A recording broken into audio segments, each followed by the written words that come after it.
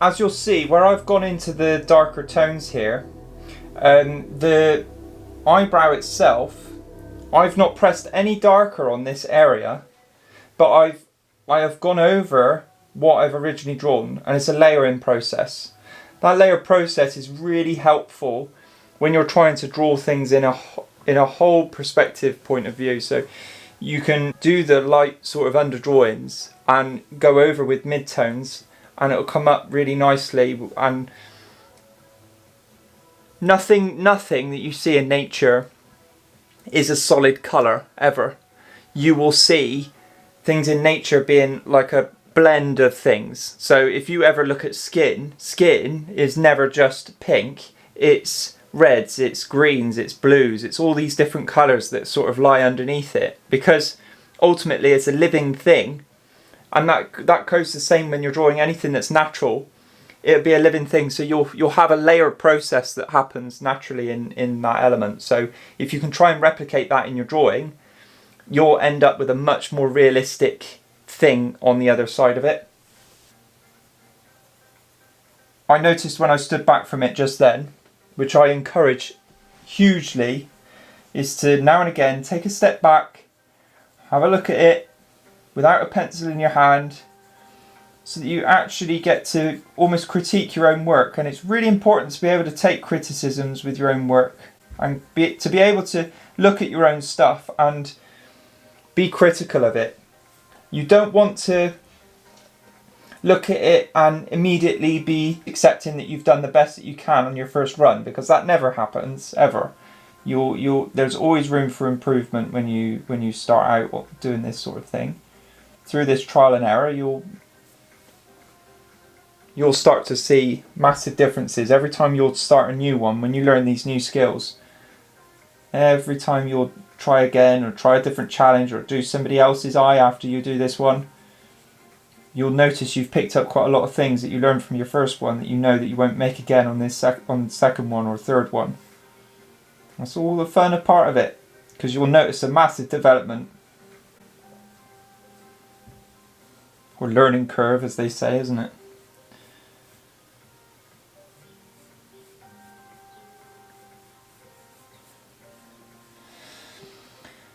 So here, even though it's the white of my eye, you can see, going back to the scale, it's not a 1, and it's maybe looking at it, maybe a 2 or a 3, something like that, maybe.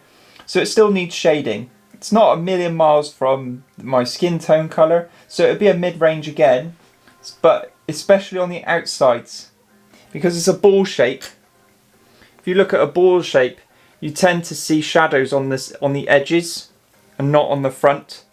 So obviously you're getting the reflection here, but the shading happens around the outside, and that's what creates that rounded shape of the eye, rather than it looking just like a flat piece. So I'm going to start on the most outer edges and start shading inwards very, very lightly.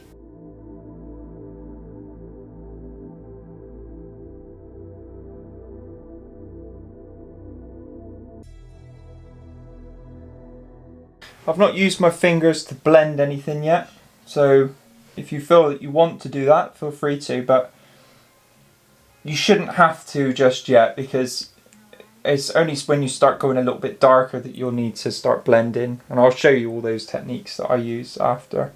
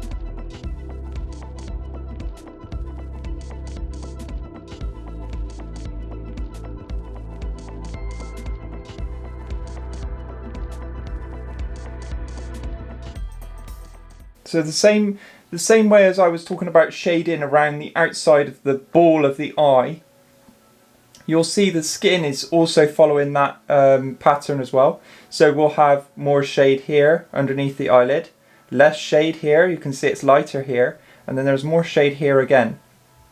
So we're still following that shape of the circle, because with everything in nature you'll find that things are layered.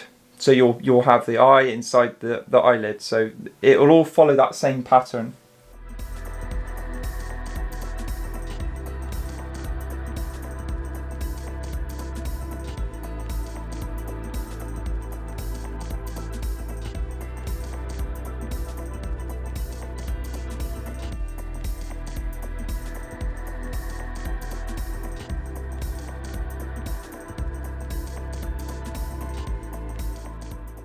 I'm noticing that I'm picking up things from the table underneath. It's really important that you try and keep your surface clean and clear.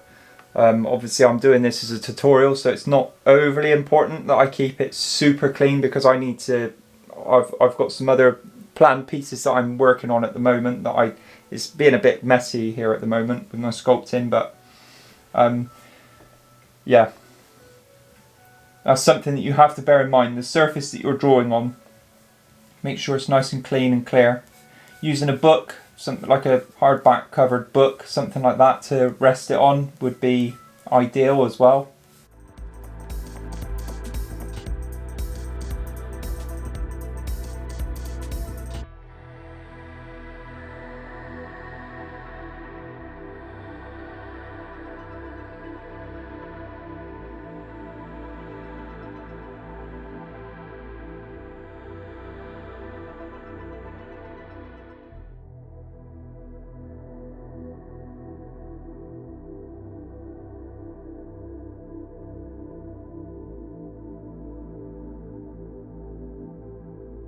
Okay, so the next stage is looking at going into a darker tone. So I'm going to take a 4B here.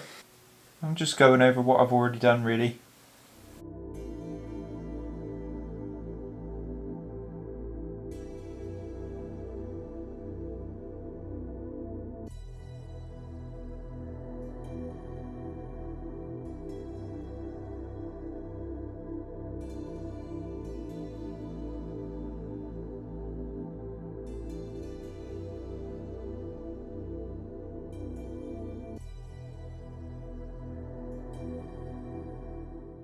Yeah, I'm starting to notice I'm actually getting the line from the cuts in the wood that I've got underneath. Bear with, I'm going to have to put a cover underneath it.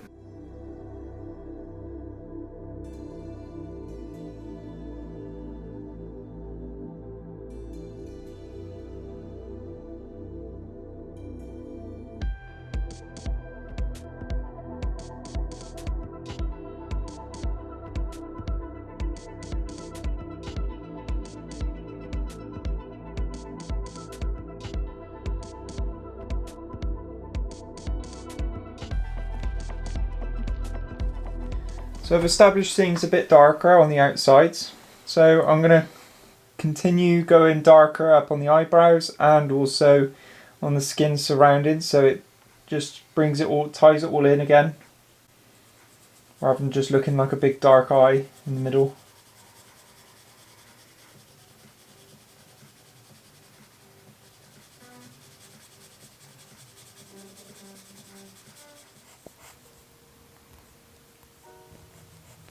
So I'm going to try and balance, going back to the scale of things of 1 to 10, 1 being the lightest thing and 10 being the darkest thing. Again, I don't want to go as dark as the centre of this eye, but I also don't want to be at the same sort of tone as these sort of values here.